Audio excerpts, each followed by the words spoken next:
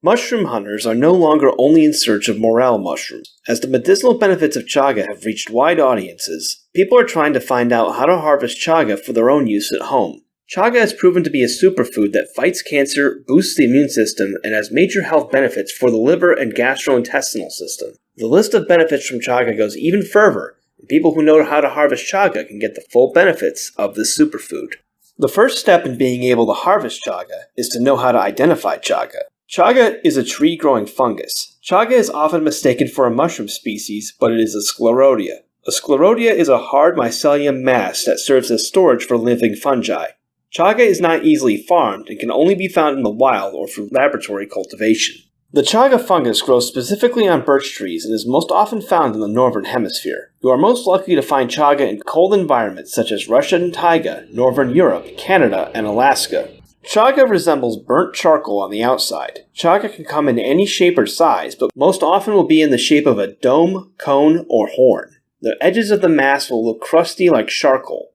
Chaga growths are also very hard. Inside of the chaga will be yellowish brown and softer. Harvesting chaga is best during the fall months when there have been at least 20 consecutive nights of temperatures below 20 degrees Fahrenheit or -6 degrees Celsius. The birch trees go dormant and the chaga will hold the peak amount of nutrients. When you are harvesting chaga, only the sterile conch needs to come off the tree. Chaga is finite and needs to be harvested carefully in a sustainable manner. When done correctly, you can harvest chaga from the same site throughout the fall and winter months. Once sap starts to run, you should no longer collect the chaga from that site because the mushrooms will be as much as 80% water with almost no medicinal benefits. Chaga is a parasite that needs a living host to thrive. Mushroom hunters should not collect chaga from trees that are dead. When the birch tree dies, the chaga will die along with it. Only collect chaga from living birch trees. Determining if a tree is living is easy in the summertime when the presence of leaves indicates life. In the winter months when the trees are dormant, the determination is more difficult. Chaga is collected in the late fall and winter months, so being able to determine whether a dormant tree is living is essential.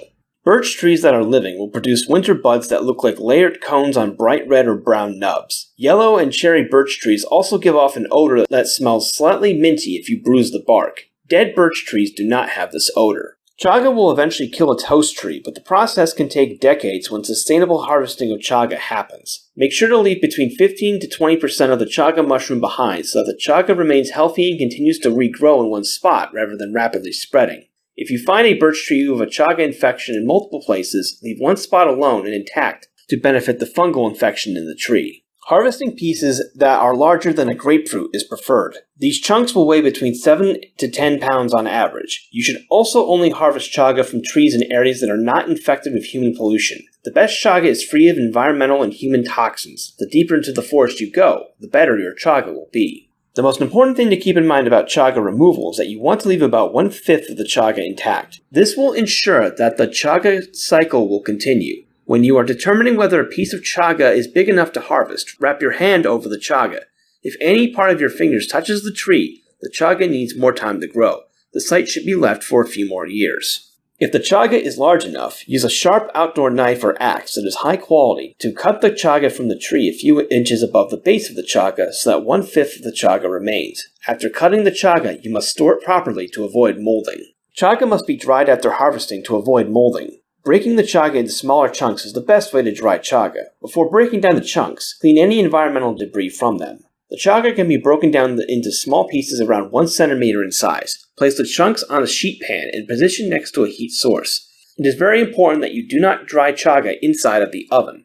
Placing the chaga in a sunny window or near a wood stove for a few days works well. Do not try to cut or peel off the outer black, hard, crusty layer of the chaga. This protective outer layer is the most medicinally beneficial part of the fungus and should be kept intact. However, you should make sure to break down the chaga before it begins to dry, as the outer layer will be very difficult to grind into tea or powder once drying occurs. When the chaga is dry, it can be ground or stored as is within an airtight container. The container should be kept in a cool, dark place, such as a pantry. If you cannot harvest chaga yourself, there are whole herb and natural health suppliers that distribute dried chaga and supplements. Before you purchase chaga from a retailer, you should ask questions to ensure you are getting chaga with the optimal benefits. Chaga suppliers should be able to answer questions as to where the chaga was harvested, what the company's best practices are for harvesting chaga, and whether the trees are cut down.